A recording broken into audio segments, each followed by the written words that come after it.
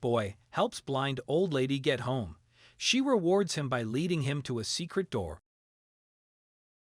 Luke helped a blind old lady who was disoriented on the street, and she led him toward the forest just outside the city until they reached a dugout.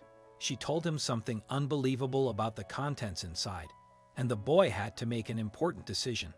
"Anyway, see you later, Luke," his friend Bobby called out as he crossed the street and went in another direction to his house. He and Luke were walking together after school as they usually did, and separated at the same intersection. Typically, Luke would continue on his way to his house, but instead, he stood there pondering his friend's words for a while. His sister, Cynthia, had a case of cancer, and their family didn't have insurance to pay for necessary surgery and subsequent treatments. They would have to get into serious debt, and Bobby's sister insisted it was not worth it. But it was. Her life was worth it, the 15-year-old thought, and finally started walking toward his house again. Before we continue, please take some time to like and share this video with your friends. It might brighten their day and inspire them to do good. Also keep watching because an important lesson awaits at the end of the video.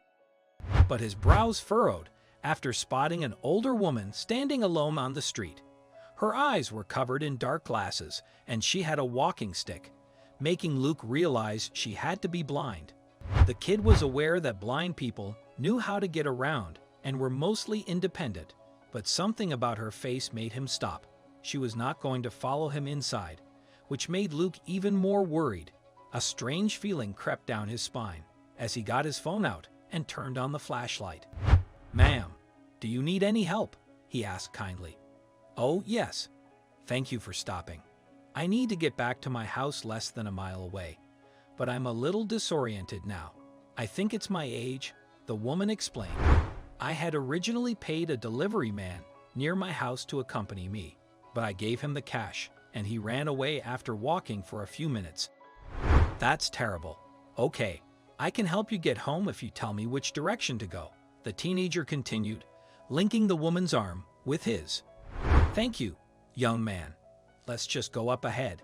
She pointed her cane and started walking with Luke. "I can pay you for your time, of course." "No, no way. I'm not taking your money." The teenager thought this would be quick and just a slight detour away from his house in Fort Collins, Colorado. But soon he realized they were walking away from the suburban areas. "Ma'am, are you sure this is the right way? If you tell me your address, I'll put it on Google Maps, and we can go faster that way," Luke offered, although they didn't stop walking. No, I may be blind, young man, but I know where we're going," the old woman stated. "You can call me Mrs. White." "Okay then, let's keep going, Mrs. White," he responded, shrugging inside. They soon reached the edge of the municipal forest, which obviously was not the right direction to her house. He stopped for a few moments and urged the lady to turn around. "Ma'am, I mean, Mrs. White, this is clearly not the way.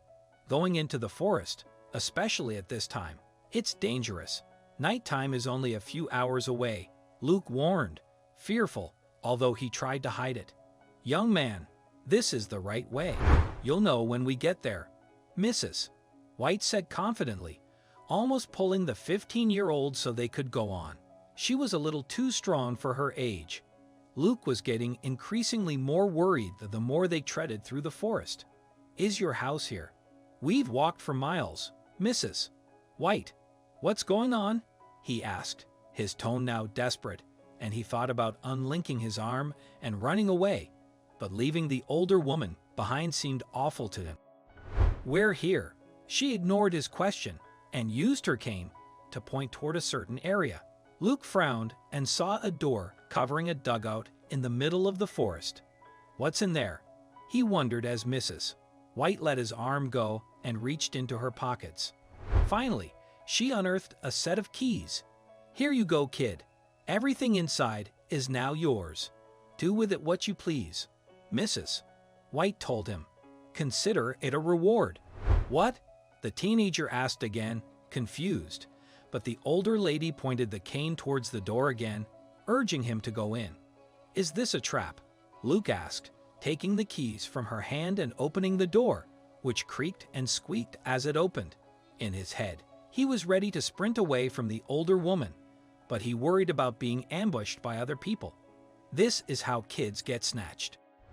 "I'm afraid you'll have to use your phone to see inside," the older woman suggested, still in the same spot. She was not going to follow him inside, which made Luke even more worried. A strange feeling crept down his spine as he got his phone out and turned on the flashlight. But his emotions changed entirely when the light beamed at the contents of the secret dugout. The area was filled with gold bars, bags of cash, boxes of precious gems, and even artwork that Luke thought might be insanely expensive. "Mrs. White, what is this?" he asked, coming out of the dugout and facing the older woman. "It's everything I've worked for over the years. I don't have any family and thought I would give it to the first person who helped me without asking anything in return." "I swear I'm not lying," she answered. "You can use it to hire help or get surgery to recover your eyesight," the teenager suggested, still confused about the entire situation. "I don't want to hire anyone or get surgery. I'm fine not seeing a world that's falling apart and the greed that has taken over everyone," the older lady answered and turned around to walk away. "Where are you going? You'll get lost," Luke called out, trying to close the door quickly, but the wooden structure was too heavy. All he heard was an amused laugh, and soon enough, Mrs. White was out of his sight. He walked out of the forest alone, using Google Maps to avoid getting lost. He never caught up with the blind old woman and marveled at this situation all the way home. He barely slept that night, but realized that the money could help Bobby's family pay for his sister's treatments. In the morning, he left home early and went back to the dugout, as he thought it might have been a dream. It was real. The contents were still there, so he grabbed a bag of cash and went to Bobby's house, leaving them the cash with a note claiming it was from an anonymous benefactor. He pretended to be surprised when Bobby revealed the news later that day. "Is it enough to pay for the entire thing?" he asked. "I'm not sure, but it will certainly help," his friend answered, and Bobby decided to give them 2 more bags of cash just to be sure. Meanwhile, Luke had asked his mother about a blind old woman named Mrs. White, but she had no idea. She asked some neighbors, and none of them knew her either. He figured she probably didn't live in their area and had walked all the way there because it was closer to the forest. He thought she might have been an angel sent to him so he could do something good with the money, and that's what he did with everything inside the dugout. He never told anyone about it and never used anything for himself because his family was not hurting for money.